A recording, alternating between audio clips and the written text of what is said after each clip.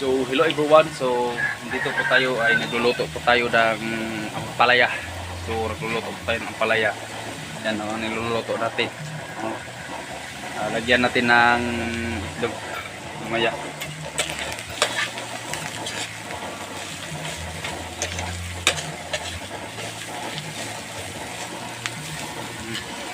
May tanim kasi kami ng ampalaya kaya lumaki na yung mga bunga nila.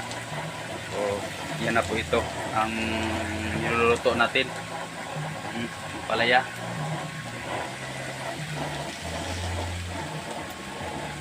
Ating ginagamit na pag luluto ay calandius oil, use oil di kalan.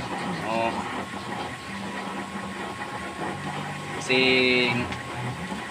ito na po ang nauuso ngayon ng ginagamit sa ibang mga tao na use oil di kalan ang ginagamit. So, ginamitan ko lang siya ng takip para hindi maano ng ano niya. So magandang tanghali po sa lahat. So hanggang dito na lang po ang ating video.